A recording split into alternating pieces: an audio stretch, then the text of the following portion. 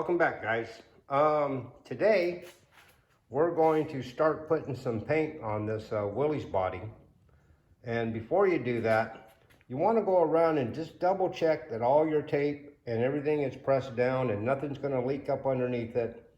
Also too, all those little corners where we put bare foil metal tape, push all that down because sometimes they have a tendency of picking up.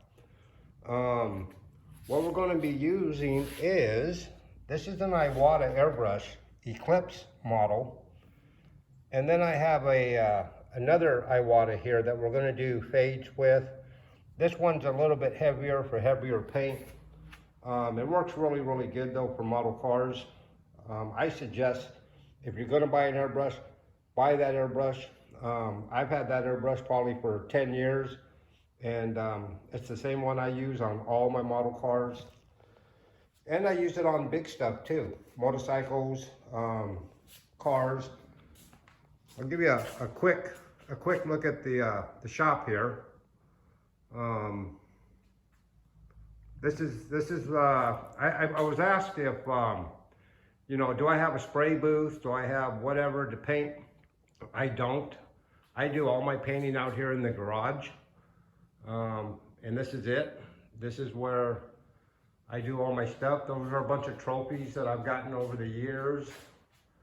There's my cabinets that tribute to, you know, the 70s funny car era.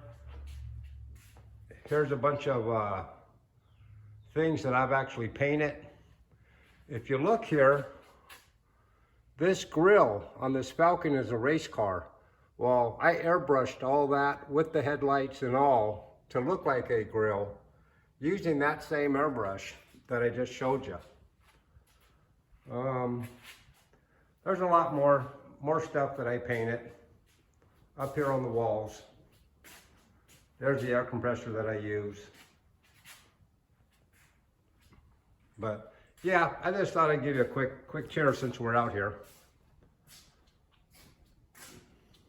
But to get back to the paint, here's a can of like 45-year-old Sims acrylic lacquer. This is candy burgundy, and we're going to use that for the cobweb.